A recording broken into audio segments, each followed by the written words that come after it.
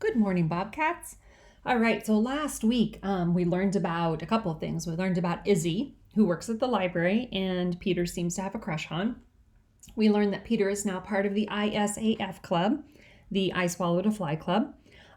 Jimmy Fargo is there. Jimmy's father is staying with them. Last Friday, Fudge seemed to have gotten into a lot of blueberries, made him rather sick.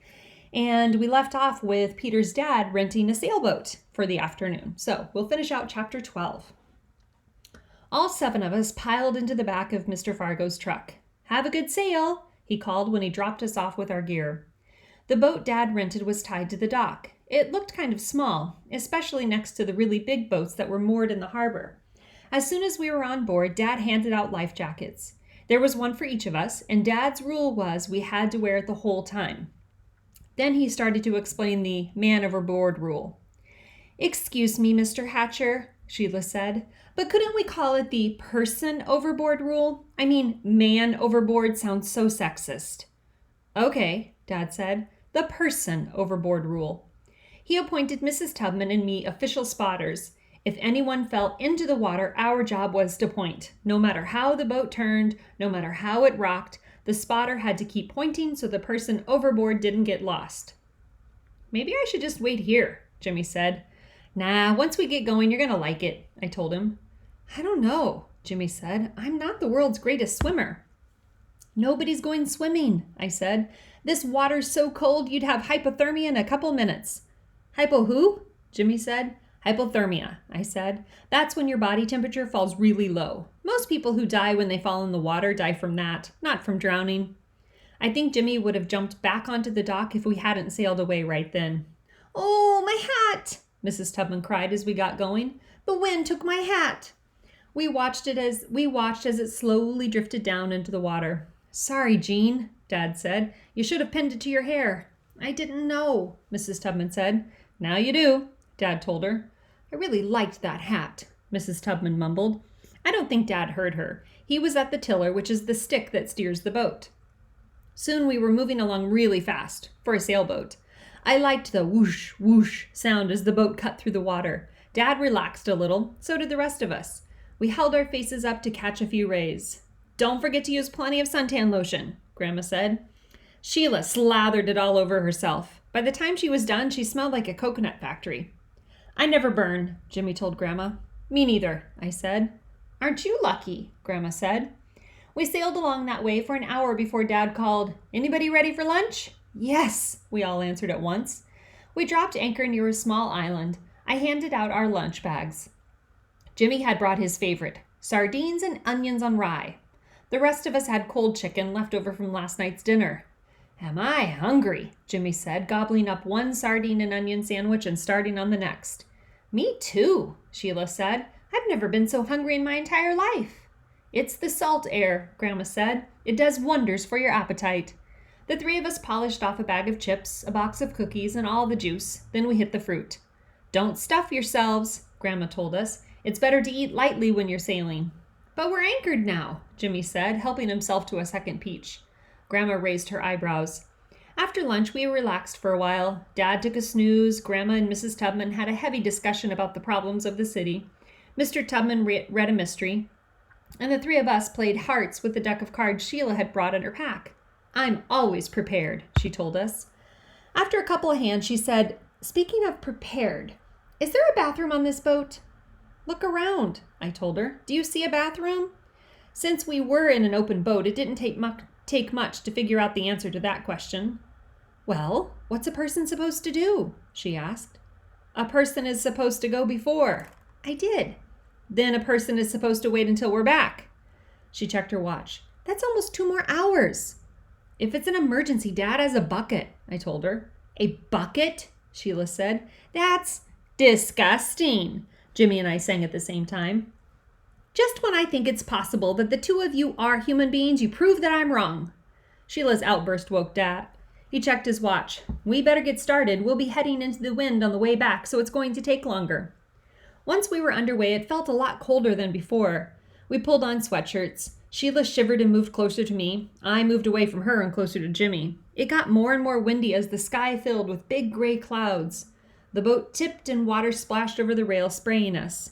That's when Jimmy grabbed my arm and said, "I feel funny." "Dad," I called. "Jimmy feels funny." "Keep your eye on the horizon," Dad told him. "What horizon?" Jimmy asked. His eyes were rolling around in their sockets and he was turning green. Grandma said, "Breathe through your nose, Jimmy. Inhale, exhale. Inhale, exhale." There were waves now with white caps. The boat tipped way over and Sheila screamed, "Do something before we all drown!" "It's all right," Grandma said. "This is a keel boat. It can't go over." It can't go over, I told myself. It can't go over. Jimmy was trying to breathe through his nose like Grandma said. I think he was more scared than sick.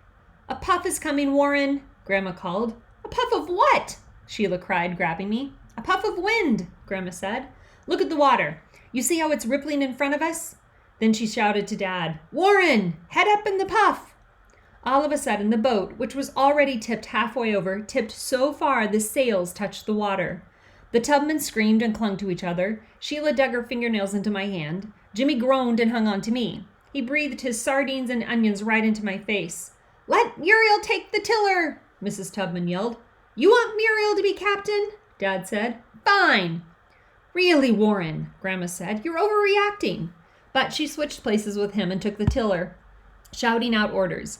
"Ease the sheets, Warren. We're going to sail off the wind. It may take a while longer, but we'll all be more comfortable." The boat straightened up and sailed more smoothly. Jimmy released his grip on me. So did Sheila. Her nails left marks on my hand. The Tubmans breathed more easily, and Dad sulked. Grandma sailed the boat in like a pro. She explained everything as she did it to make us feel more secure. "Now, as we pull up, Warren will jump onto the dock," she said. "And while he ties us up, I'll drop the sail." She looked over to Dad. "Wait for me to give you the signal, Warren." But Dad didn't wait. He jumped too soon and landed in the water. "Person overboard!" Sheila shouted. Mrs. Tubman and I remembered our responsibilities. We pointed at Dad. We pointed at some guy from the dock reached into the water and pulled him out. We pointed as someone else wrapped him in a blanket. We pointed until Dad looked at us and called, "Okay, that's enough. You can stop pointing now." He was shivering so hard his teeth clicked. Mr. Fargo picked us up in his truck. As soon as we pulled into our driveway, Sheila jumped out and ran for the house. "I have to go so bad." "Did you all have a nice sail?" Mom asked the rest of us. Then she noticed Dad. "Warren, how come you went swimming in your clothes?" Dad didn't answer. "I'll be in the tub," he managed to say, heading for the house. Mom looked at Grandma. "What happened?" she asked. "Oh, the usual," Grandma said. "But all's well that ends well." Fudge jumped off the porch steps. "All's well that ends well," he sang. "I see he's recovered," I said to Mom. "More or less." Then Tootsie toddled over and held her arms out to me. "Up, Pea, up." I picked her up. She was barefooted and the bottoms of her feet were covered with blue. "Did you get more blueberries?" I asked Mom. "No, why?" "Look at Tootsie's feet." "Uh-oh," Mom said. We ran to the side yard where Mr. Fargo had left his work. Mom sucked in her breath when she saw the path of little footprints across his painting. "What are we going to do?" I asked. "What can we do?" Mom said. Mr. Fargo and Jimmy came around the house then. Jimmy was telling him about his sailing adventures. "I was never scared," he said. "I knew it was a keel boat. I knew it couldn't go over." He stopped when he saw us and gave me a weak smile. "Peter wasn't scared either," he added. But Mr. Fargo wasn't listening anymore. He'd seen the footprints across his painting. His face turned purple. I held Tootsie tight and waited for the explosion. "Frank?" Mom began. But Mr. Fargo held up his hand to stop her from speaking. He got down on all fours and crawled around his canvas. He stood up and walked away from it. Then he came closer. Then he walked away. Then he came closer again. He squinted. He scratched his beard. We held our breaths. Finally, he muttered, "Baby feet." I looked at Jimmy. He shrugged as if to say, "Don't ask me." "Baby feet," Mr. Fargo said again, coming toward me. I backed away. He wasn't getting his hands on my little sister. "Itsy bitsy baby feet," Mr. Fargo cooed. "Itsy bitsy teensy weensy baby feet." He tickled the bottoms of Tootsie's feet. She squealed. Then he laughed. Mr. Fargo actually laughed. "How'd you like to be my partner, Tootsie Pie?" She held her arms out to him. He swung her up in the air. "I think we've got something here," he told her. "I think those little baby feet of yours are going to be a big hit." None of us knew what he was talking about, but we were all relieved. That night after supper, Jimmy and I used up a whole jar of Noxzema. We had sunburned faces, necks, and ears. Our ears hurt more than anything. Why didn't you use suntan lotion? Mom asked. I never burn, Jimmy said. Famous last words, Grandma said. Then Dad, who'd had supper in his room, came down in his robe. He clinked a spoon against a glass and said, I'd like your attention for a minute. Everyone looked at him.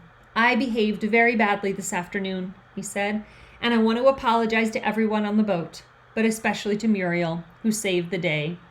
Apology accepted, Grandma said. I was proud of Dad for admitting that he'd acted like a sore loser, so when he looked over at me, I gave him the high sign and he smiled. Then, Mr. Fargo clinked his spoon against his glass. He stood up and said, I want to thank Tootsie for walking across my canvas and giving me the idea for a series of paintings called Baby Feet. Hear, hear, Buzzy Sr. said, raising his coffee cup. Let's have a toast to Baby Feet and to Muriel, who always saves the day. He gave Grandma a big kiss. Grandma blushed. Buzzy, she said, not in front of the children. Somehow, I don't think Grandma was talking about us when she said children. I think she meant Mom and Dad and Mr. and Mrs. Tubman because they were the only ones who looked surprised by that kiss.